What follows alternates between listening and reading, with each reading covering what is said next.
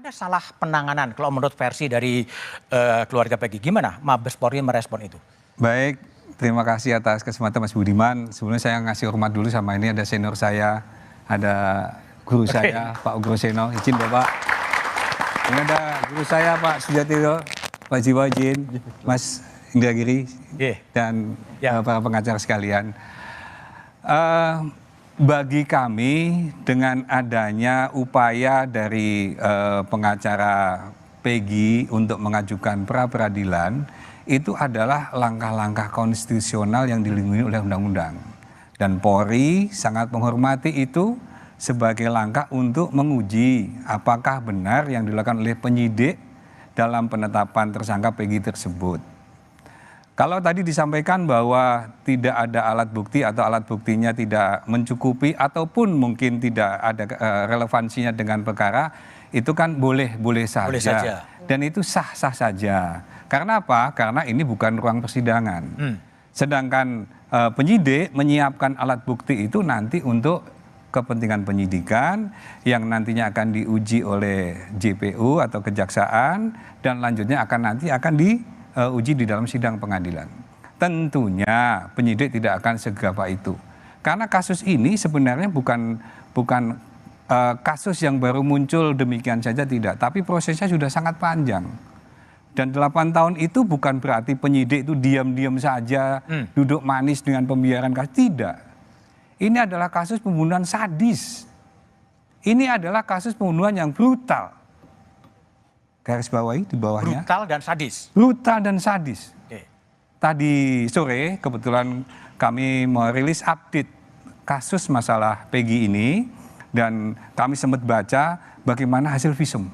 Masya Allah. Kami merinding. Ini visum baru atau visum lama? Visum yang lama. Hasil visum lama yang sudah dipaparkan dalam sidang pengadilan juga. Almarhum Ananda Eki dan Ananda Vina itu adalah korban pembunuhan sadis. Mohon maaf, sedikit saya sampaikan. Kepalanya pecah. Lehernya patah. Rahangnya ini atas bawah juga patah. Dan ada luka benda tajam, ada luka benda tumpul, yang semuanya itu merupakan pembunuhan yang sangat sadis menurut kami. Maka hati nurani kita paling dalam adalah tentunya kita akan memberikan ruang dan porsi yang sama. Silahkan para pembela dari tersangka, itu haknya. Tapi di sisi yang lainnya, marilah kita hormati trauma psikologis dari para keluarga korban. Nanti Mas Indra bisa lebih jelas menyampaikan bagaimana sih trauma psikologis itu. Dengan adanya peristiwa tersebut. Dan kalau dibilang bahwa alat bukti kurang ini sedikit saya buka sedikit lah. Sebenarnya saya nggak pengen membuka masalah kayak gini karena lebih cenderung ke pengadilan sebenarnya. Ini contohnya. Ini adalah foto Peggy tahun 2016. Ini yang diambil penyidik ketika penggerbekan di sana, difoto dan ditunjukkan sama pelaku, dan di BAP di dalam BAP itu menyebutkan bahwa ya ini Pak, ini Peggy Pak, ini pelakunya. Ini sebagai contoh bahwa penyidik tidak asal-asalan untuk menetapkan siapa yang akan menjadi tersangka. Dan prosesnya sangat panjang. Dari mulai siapa sih yang punya nama Peggy di dalam browsing ataupun dalam hasil penyelidikan Polri. Ada 17 atau 19 nama. Satu persatu dikupas, satu persatu didalamin, satu persatu dijadikan alat bukti. Sampai akhirnya ketemulah ini di satu tempat di Kabupaten Bandung, di mana, mohon maaf Bu, bapaknya Peggy itu memperkenalkan Peggy di tempat kosnya dia, bukan sebagai Peggy, tapi sebagai Robi, yang dibilang adalah keponakan dia. BAP juga udah kita ambil. Tanda kutip, tanda tanya. Kalau emang itu anaknya, kalau emang itu tidak ada masalah, kenapa harus pakai nama yang lain? Sekarang baru dibilang itu anak saya tidak bersalah. Boleh. Tapi yang jelas bahwa penyidik akan berhati-hati dan penyidik sangat concern untuk masalah ini. Apalagi Bapak Kapolri sering menyampaikan kepada kami, kepada seluruh jajaran, polisi tidak anti kritik. polisi sangat transparan dan terbuka untuk informasi apapun. Sebagai bukti bahwa dalam rangka kasus Peggy ini pun polisi membuka hotline Masyarakat ya. kepada masyarakat. Alhamdulillah sudah ada 180 lebih, ada masukan, ada saran, ada banyak hal yang bisa kita dalamin untuk bisa kita ungkap bagaimana kasus ini yang sebenarnya supaya terang benderang, bukan berdasarkan opini. Oke. Bukan berdasarkan persepsi, tapi alat buktilah nanti yang akan melihat. Dan itu di persidangan. Dan tentu saja untuk konsumsi penyidikan. Sebenarnya apa yang terjadi sih refleksi internal dari kepolisian itu? Jadi senternya ke saya sekarang berarti ya. Oh iya silakan. Baik, terima kasih. Sebenarnya kami sangat terbuka untuk bisa mendapatkan informasi apapun dalam rangka untuk memperterang tindak pidana yang terjadi. Masukan-masukan dan saran itu menjadi sesuatu kritik yang membangun buat Polri. Kami yakin dan percaya kami belum sempurna. Oke. Tetapi kami akan berusaha yang semaksimal mungkin. Makanya tadi kita buka dalam bentuk hotline. Kalau memang ada hal-hal tertentu yang sudah ada tidak yang masuk sesuai. Iya. hotline, banyak. Oke, banyak. 180 lebih. 180 lebih? Iya, gitu. Berupa saran, masukan dan sebagainya. Tadi saya sampaikan di awal. Jadi kalau seandainya memang tidak sesuai ataupun mungkin tidak menjawab pun bagi saksi ataupun bagi tersangka boleh. Oke. Menolak juga boleh. Mencabut juga boleh. Asal ada alasannya ya? Iya, silakan saja. Itu kan menjadi bagian dari pembuktian.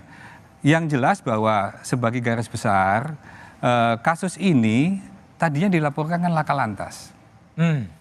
Kecelakaan lalu lintas, kemudian tim dari kepolisian datang ke TKP, kemudian diketahui karena dilaporkan oleh laporan masyarakat itu adalah laka lantas, maka diproses sesuai dengan ketentuan laka lantas yang ada. Ketika hadir di sana ternyata karena tadi saya baru merilis untuk update kasus dan sebagai informasi tambahan bahwa besok pagi insya Allah kasusnya Peggy dilimpahkan kejaksaan. Peggy dilimpahkan kejaksaan? Iya. Berarti pra-peradilan bisa gugur ya? Oh, bukan masalah gugurnya, itu bagian dari dinamika yang hukum. dilalui. Iya, tetapi kerja keras penyidik itu telah bisa menyimpulkan bahwa kasus tersangka Peggy besok pagi dilimpahkan kejaksaan. Tadi saya update. Oke. Nah, salah satunya adalah kita menjelaskan ulang dari awal. Kasus awalnya adalah laka lantas. Kemudian ketika polisi bekerja. Ketika di TKP awal ada salah satu korban yang namanya Ananda Vina itu belum meninggal. Makanya ketika mau dibawa ke rumah sakit menunggu mobil karena mobil yang dipakai mobil sedan nggak bisa untuk membawa. Kemudian mobil datang dibawalah petugas untuk ke rumah sakit dan ternyata dalam perkembangannya Vina juga meninggal. Kalau yang Ananda Kiki almarhum dia sudah meninggal di TKP. Dari keterangan awal informasi masyarakat kan laka lantas, maka diproses setelah dikembalikan jenazah langsung dimakamkan. Namun setelah itu baru beredar bahwa Pak kemarin ada keributan, Pak kemudian ada informasi lain yang dikumpulkan oleh penyidik dan ternyata ada suatu hal yang kejanggalan di laka lantas tersebut. Kenapa kok laka lantas itu janggal? Karena kalau dibilang itu adalah laka lantas, helmnya tidak lecet. Tidak lecet? Helmnya masih utuh.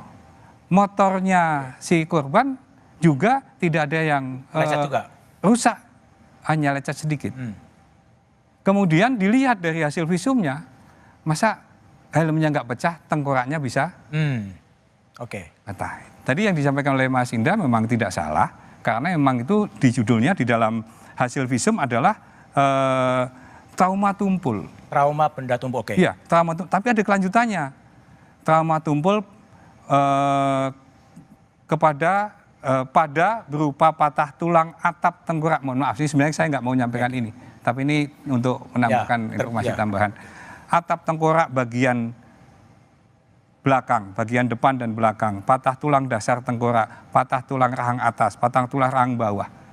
Itu menjadi bagian kalau itu dibilang sebagai kecelakaan lalu lintas ada hal yang janggal dan lain sebagainya, sehingga dari hasil tersebut maka dilaksanakan penyelidikan. TKP-nya ada 2 tempat.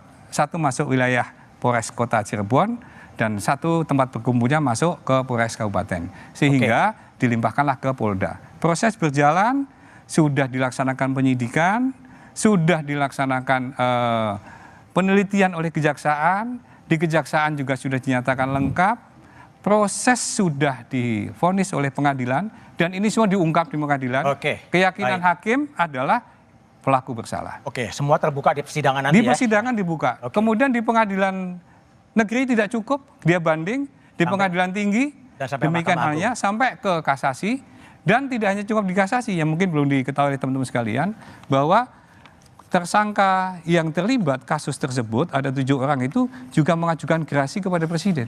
Sudah mengajukan gerasi. Sudah kepada mengajukan Presiden. gerasi kepada Presiden. Oke. Pada tanggal 24 Juni 1999.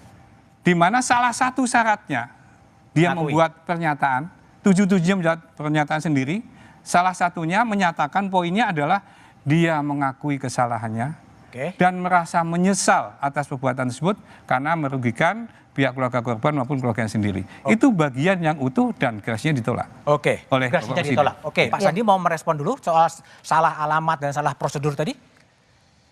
Terima kasih atas masukan dan sarannya. Kami anggap itu saran bagi kami. Pada prinsipnya bahwa penyidik melaksanakan proses penyidikan pasti sudah penuh dengan kehati-hatian.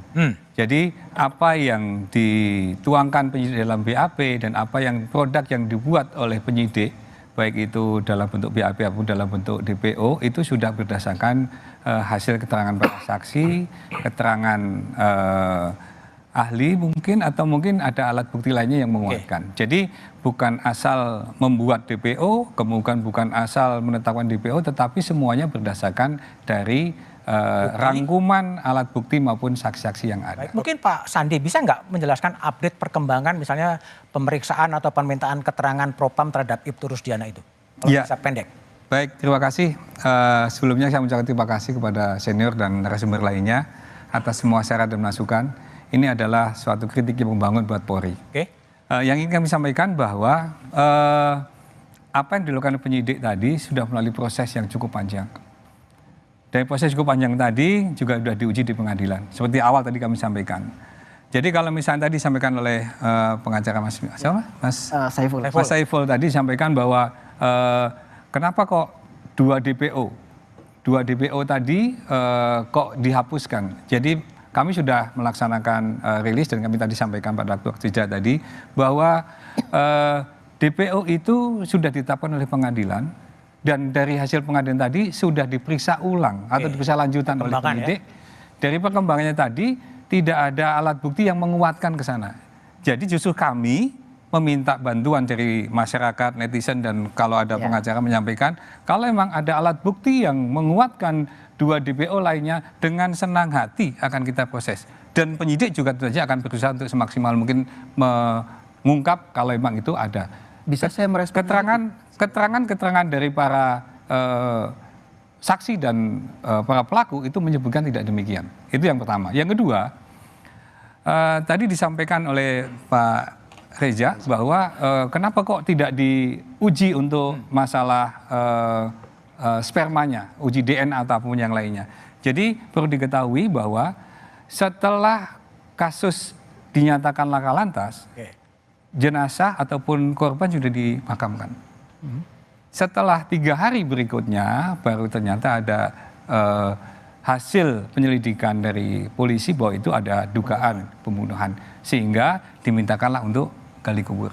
Dari gali kubur tadi itulah baru ditemukan semua yang tadi disampaikan itu, dan sudah diperiksakan kepada ahli bahwa ternyata sudah tidak bisa dilabkan. Kemudian yang terakhir yang ingin kami sampaikan bahwa sebenarnya apa yang diusulkan tadi itu menjadi suatu pendapat yang sah-sah saja, dan kami sangat menghormati semua usulan-usulan tadi. Namun yang tadi kalau memang kita memberikan penghormatan dan penghargaan kepada para korban, titik beratnya adalah ini ada korban yang meninggal. Dan ada korban meninggal tadi, ini perlu kita tindak lanjuti sesuai dengan prosesnya. Dan ada satu lagi Mas yang perlu dipahami. Kalau memang dari keluarga pengacara dari keluarga korban tadi juga memang serius untuk menaiki kasus tersebut, ini ada salah satunya adalah hasil pengadilan tadi kami sampaikan kepada Dr. Rilis tadi sore. Rilis tadi sore kami sampaikan bahwa ada hasil dari pengadilan di bawah pada waktu sidang pengadilan tersebut disampaikan ditanyakan oleh hakim kepada salah satu saksi, di mana saksi tersebut sempat didatangi oleh pengacara dan pengacara tersebut menawarkan sejumlah uang agar tidak menyampaikan informasi yang diketahuinya. Dan itu semua ditanya sama hakim. Ya. Ada nggak di sini pengacaranya? Ditanya, ada Pak yang itu. Nah, silakan dicek kembali. Oke. Kalau memang ini menjadi fakta hukum, kalau memang ini menjadi sesuatu hal yang memang akan ditindaklanjuti bersama, berarti ada upaya untuk mengaburkan juga. Untuk mengaburkan maupun untuk menghilangkan kesaksian yang lain. Baik, hasil penelitian Propam kalau itu boleh disampaikan dan juga ada kecurigaan ada peradilan sesat. Ya, yang kami sampaikan kepada seluruh masyarakat maupun para narasumber, kami berterima kasih atas segala masukan dan sarannya. Dalam hal ini, pemeriksaan yang dilakukan oleh penyidik telah didampingi diasistensi oleh Barreskrim Polri, Propam Polri maupun Itwasum Polri untuk memastikan apakah penyidikan berjalan sesuai dengan koridornya apa tidak. Kemudian yang kedua, selain dari internal, kita juga mendapat asistensi dari Kompolnas maupun dari Komnas HAM. Bahkan dari Komnas HAM menyampaikan juga salah satu yang saya kutip adalah tolong diperhatikan tentang trauma psikologis dari keluarga korban. Itu yang menjadi salah satu bagian yang kita pertimbangkan supaya ini menjadi kasus lebih terang benderang dan kemudian tidak mengganggu psikologis dari keluarga korban. Dan harapan kami, seperti yang disampaikan oleh Pak Ugro maupun Pak Suyotejo dan yang lainnya, Bapak Kapolri tadi, sekali lagi saya ulangi, Bapak Kapolri tidak anti kritik. Kalau memang ada hal yang memang sekiranya menjadi bahan yang bisa memperterang ini semuanya, silakan sampaikan kepada kami dan nanti akan kami sampaikan kepada penyidik maupun yang lainnya untuk bisa kita sama-sama terbuka. Dan kami sangat berterima kasih Pak Ugro tadi untuk ruang komunikasi dengan para pengacara maupun dari keluarga korban maupun keluarga tersangka. Kita juga akan selalu berkoordinasi untuk bisa mendapatkan informasi atau feedback yang lainnya.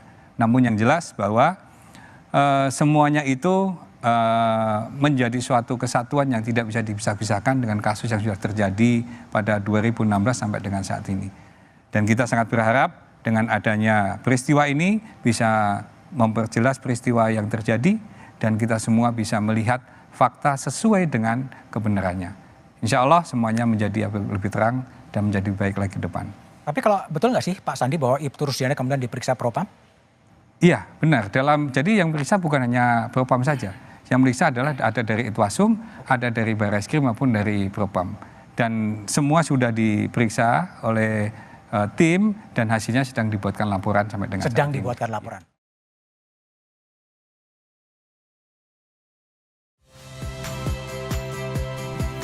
Saya Yasir Neneama. Saksikan program-program Kompas TV melalui siaran digital, pay TV, dan media streaming lainnya. Kompas TV, independen, terpercaya.